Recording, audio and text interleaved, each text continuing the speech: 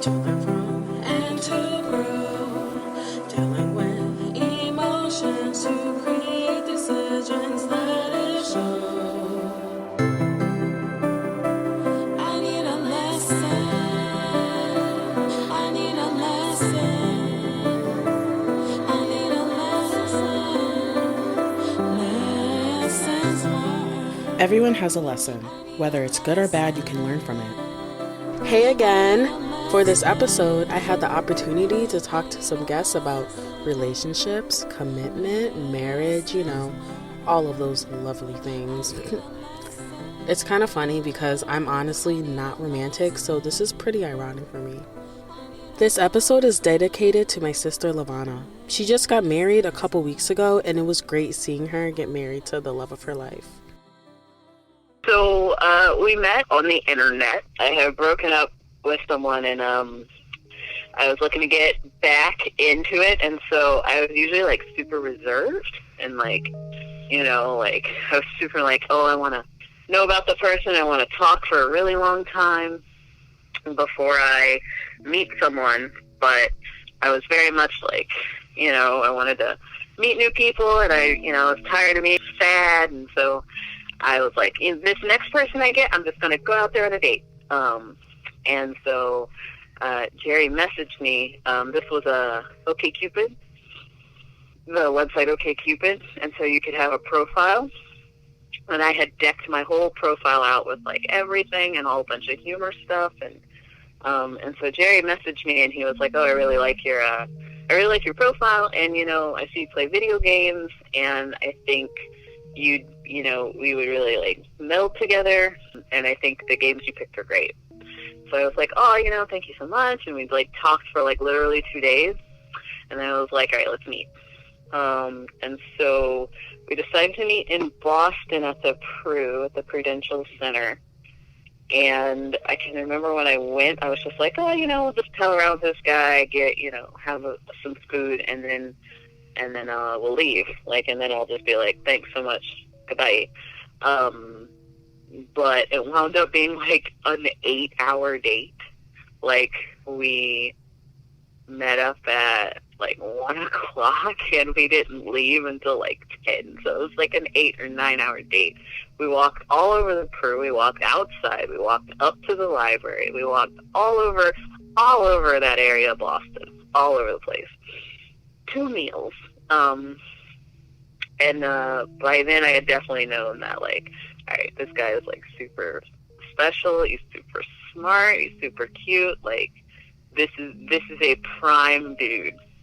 We met at TGI Fridays, just something really lame and simple. And I had told him, I was basically all right, we need to talk about all the things that people don't talk about on dates. So we talked about family, we talked about debt, we talked about kids, we talked about marriage, we talked about money. We went through all of the really scary things, because I thought if he still wants to see me after all of the scary talks, then we're good. And he did. And we had our first kiss with fireworks on the 4th of July, and that was it. That's all she wrote. I knew pretty quickly after date 2. I knew that I wasn't going to look anywhere else.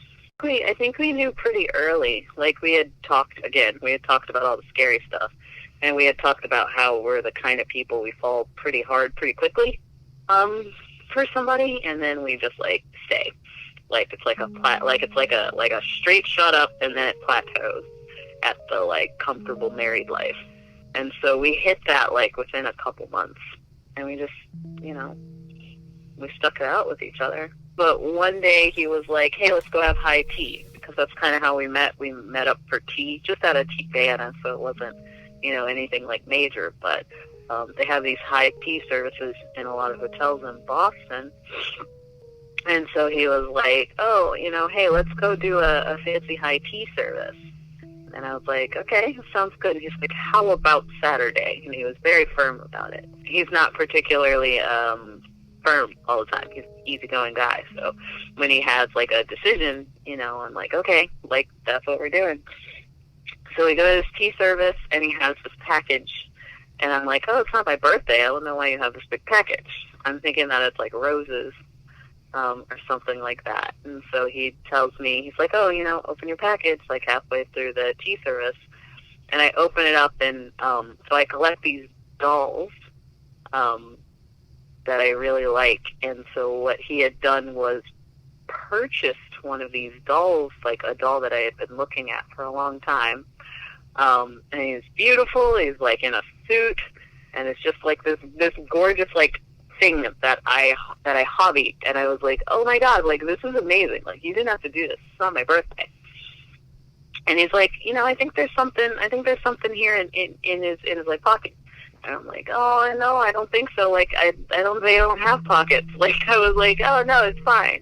He's like, no, you should check. And so I open it up, and inside is the engagement ring. And so I freak out. I start crying and yelling. The people beside us leave because I was too loud.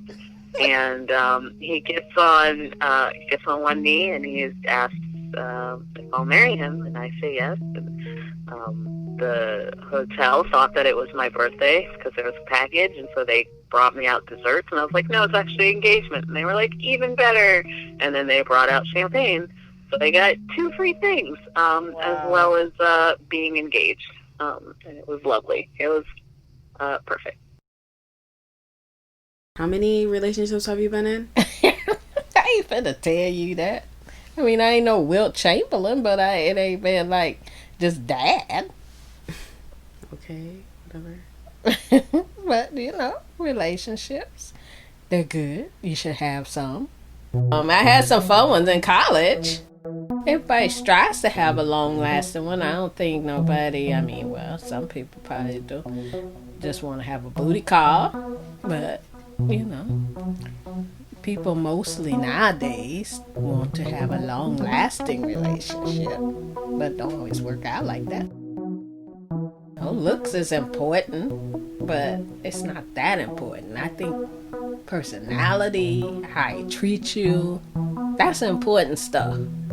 Does he got a job? So are you single?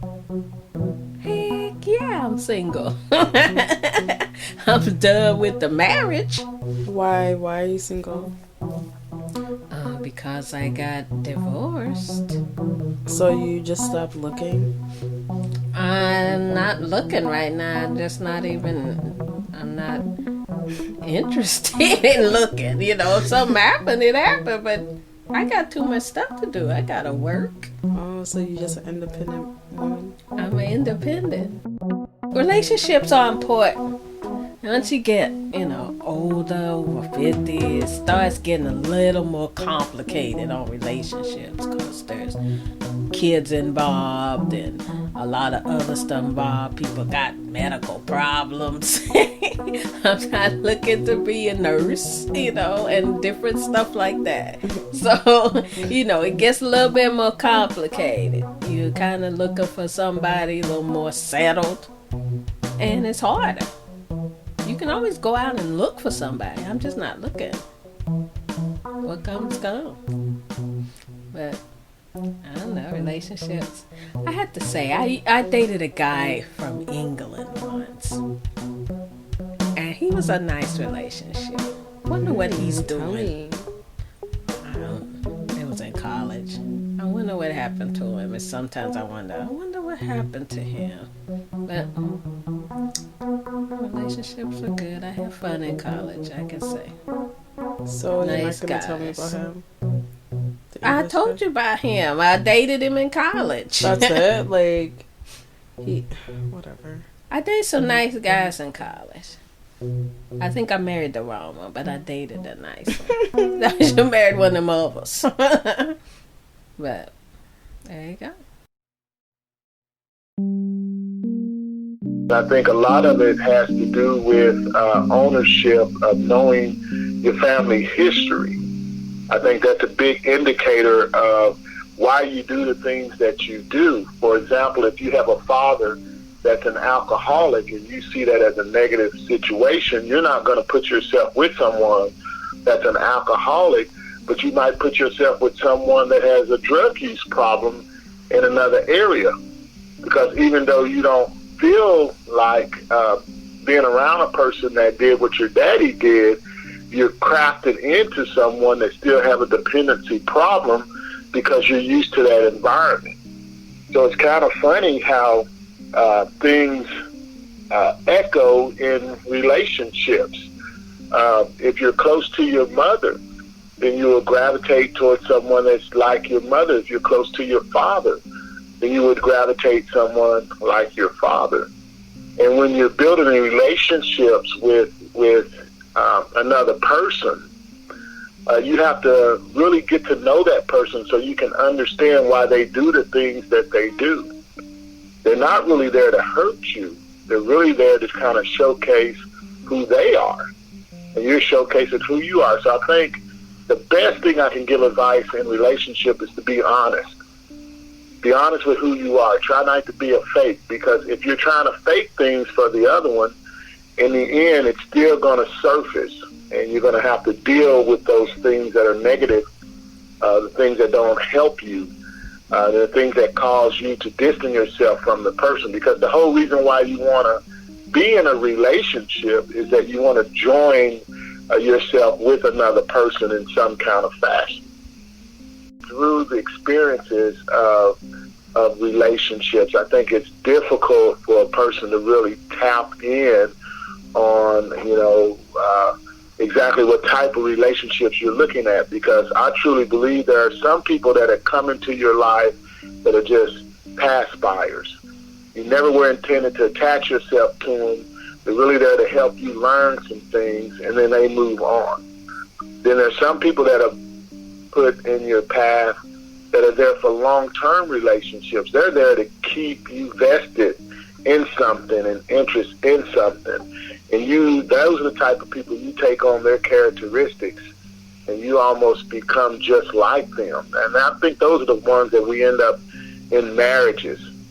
Some relationships we have are kind of like a sister-brother relationship. You tolerate people. So it's such a big umbrella when it comes to the relationship. The bottom line is that the rain's going to fall on that umbrella no matter what. And you're going to have to protect yourself from getting wet, let's say, because some people you do not want to let their influence attach you. You need to understand what is love. Tina Turner said, what's love got to do with it? And she said that it's just a second-hand emotion, meaning that there's more to love than just the feeling that you have. People that get in a relationship, I think it's more of a crisis situation. They don't really see it. They want to get out of the house. They want to get away from their siblings. They want to get away from the environment that they see in their family. They take a look at someone and they don't look deep inside the person. They more or less just look at the surface things about the person. For example, if you fall in love because someone gives you things, what if you're getting things from a drug dealer? At some point, that's going to end with that person. At some point, that person will get caught. Mm-hmm. At some point, that person will go to jail. Are you going to stand by that person while they're in jail? Most cases, no. So my thing is, take your time, be careful, attach things that are non-physical to the relationship, and that will give you a good feeling of what the relationship is all about. Most people who enter relationships quickly and fall in love, as you say, are really on emotional streams. They're having good sex. Sex is good, and they're enjoying that. But when you get about 50, 55 years old, that doesn't become the priority of the relationship. The relationship shifts, and you're looking for more of support. You're looking for companionship. You're looking for ease of movement and the things that excites both of you. You're looking for a partner. And then when you're young in a relationship, it's really kind of all about yourself. You know, you might do something for someone, but really the thing about it is that you're in that relationship because of how you feel about things, what you're getting out of things. There's very little consideration for the other. So hopping into quick relationships can be something that down the road you see as a distraction. And the biggest thing you'll hear people say is, well, I didn't see that in men. Well, I never knew they were like that. And then what you find yourself is disconnecting yourself out of that relationship on the small things that they do because you're trying to get out of it. The toilet paper's not turned the right way. Okay? They squeeze the toothpaste the wrong way. They don't wipe the seat when they get up. You get what I'm saying? It's those type of things. They don't make up the bed like they should. It's those kind of things that people look at and don't understand. But to really build a good relationship, you got to really understand the essence of love. And love is pretty much just giving of yourself to others, dying to your self-needs and desires, seeking the better for the other person. All these things are essences of love. And when you do that, what you end up doing is you attract many. And then you got to separate the love you have for everyone, which is a general love, for a affectionate love that you might have for one person.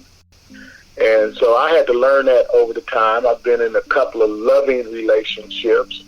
One of them is the love for your mother, and now I have a love for Beverly. And it's each one of them are different. There's different things that I love about each one of them in my relationship. And then, I had to disconnect one and join another, and that's a whole nother story. But Tina Turner was kind of right. The kind of love that she said was a secondhand emotion is really not a secondhand emotion. It's really not an emotion. It's an essence of your being. It's who you want to become.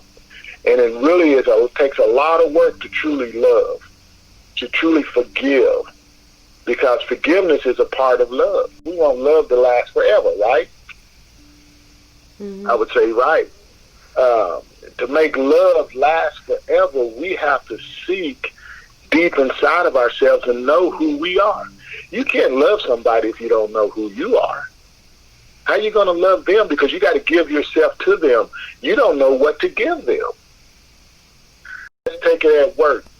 You're at work. You have your people that you work with. And let's say it's your first day on the job and you experienced a little bit of this. And they showed you the utmost affection and the utmost, that they just love you so much there. And when you got there, you just felt like this is the place I need to be. Well, in a way, they were showing you love. But the eternal love, which is the lasting love, the love that lasts forever, is imagine every day you're there 20 years and they're still treating you the same way. Think back the first day you were there. Now, look a year later, 2 years later, 3 years later. There's some people in there that will show you the same type of love. And there's others that you would see exactly how they are. You get what I'm saying? So that's kind of an overview of love. I hope you enjoyed the stories, and thank you for listening. Got a lesson? Email me at learnedlessons2020@gmail.com.